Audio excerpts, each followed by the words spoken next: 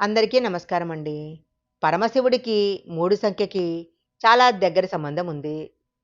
పరమశివుడికి సంబంధించిన ప్రతిదీ కూడా 3 సంఖ్యతో ముడిపడి ఉండటాన్ని మనం గమనించవచ్చు.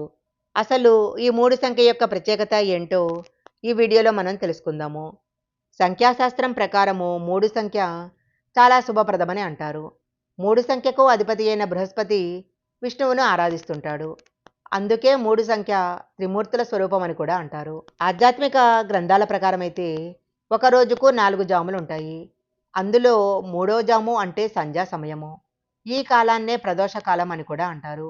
శివుడికి చాలా ఇష్టమైన సంధ్యా సమయంలో శివుడిని పూజించినట్లయితే మామూలు సమయంలో పూజించిన దానికన్నా విశేష ఫలితం ఉంటుందని శాస్త్రాల్లో చెప్పబడింది. శివుడికి చాలా ఇష్టమైన మారేడు దళంలో కూడా 3 ఆకులు ఉంటాయి. బిల్వపత్రం లేని శివపూజ ఫలితమివ్వదు అంటారు. శివుడిని అర్చించే మారేడు దళాలలో లక్ష్మీదేవి శ్రీనివాసం ఏర్పరచుకొని ఉంటుంది. అందుకే శివుని బిల్వపత్రాలతో పూజిస్తే ఐశ్వర్య ప్రాప్తి కలుగుతుంది. శివుని నుదుటిపైన విభూదితో 3 గీతలు వచ్చేలా త్రిపుండ్రాలు అలంకరిస్తారు. ఈ త్రిపుండ్రాలు దర్శిస్తే జ్ఞానము, ఐశ్వర్యము, అభివృద్ధి కలుగుతాయని పెద్దలు చెప్తుంటారు. పరమేశ్వరునికి 3 కళ్ళు ఉంటాయి. అందుకే శివుడిని త్రినేత్రుడు అంటారు. భూమిపైన పాపాలు పెరిగిపోయినప్పుడు శివుడు తన 3వ కన్నును తెరిచి మహాప్రళయాన్ని సృష్టించి సమస్త భూమండలాన్ని లయం చేస్తాడు అంటారు.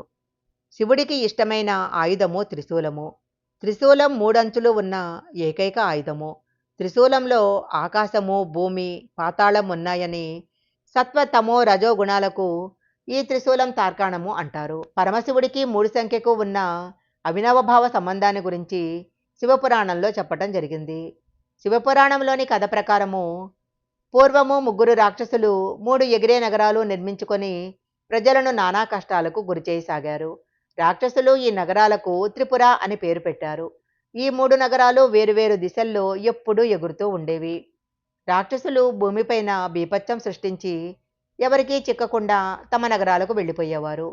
ఈ 3 నగరాలను ఒకే ఒక్క బాణంతో కొట్టి నాశనం చేయవచ్చు. కానీ ఈ 3 నగరాలు ఒకే సరళ రేఖపై ఉన్నప్పుడు మాత్రమే అది సాధ్యము. అందుకే రాక్షసుల ఆగడాలకు అడ్డు లేకుండా పోయింది.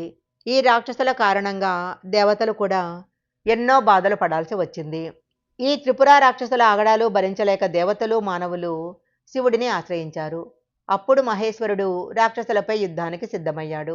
రాక్షస సంహారం కోసం భూమినే రథంగా మార్చాడు. సూర్యచంద్రులు రథానికి చక్రాలుగా మారారు. ఆదిశేషుడు విల్లుగా, శ్రీ మహావిష్ణువు ధనస్సుగా మారారు. ఆ సమయంలో మందర పర్వతాన్ని అధిరోహించి పరమేశ్వరుడు ఒకరోజు 3 నగరాలు ఒకే సరళ రేఖలో వచ్చిన క్షణంలో రెప్పపాటులో బాణం వేసి 3 నగరాలను రాక్షసులను సంహరించాడు.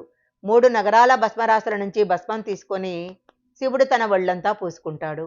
ఈ రాక్షస సంహారం తర్వాత శివునికి త్రిపురారి అనే పేరు వచ్చింది. త్రిపుర అనే రాక్షసులకు అరి అంటే శత్రువు కాబట్టి శివునికి త్రిపురారి అనే పేరు వచ్చింది. అప్పటి నుంచి శివుని ఆరాధనలో 3 సంఖ్యకు ప్రాధాన్యత ఏర్పడింది.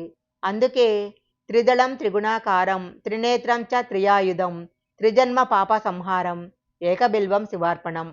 భూత భవిష్యత్ వర్తమాన కాలాలకు ప్రతీక అయిన ఆ త్రినేత్రుని మనసారా ధ్యానించాలి. త్రిజన్మలలో చేసిన పాపాలను పోగొట్టుకోవాలి. ఓం నమ శివాయ. ఈ వీడియో గనక మీకు నచ్చినట్లయితే లైక్ చేయండి, షేర్ చేయండి. ఇలాంటి మరిన్ని వీడియోల కోసం మా ఛానల్ సబ్స్క్రైబ్ చేసుకోండి. పక్కనే ఉన్న బెల్ ఐకాన్ని యాక్టివేషన్ చేసుకుంటే మేము పెట్టే వీడియోలన్నీ కూడా మీకు ముందుగానే నోటిఫికేషన్గా వస్తాయి. మరొక మంచి వీడియోతో మళ్ళీ కలుసుకుందాం.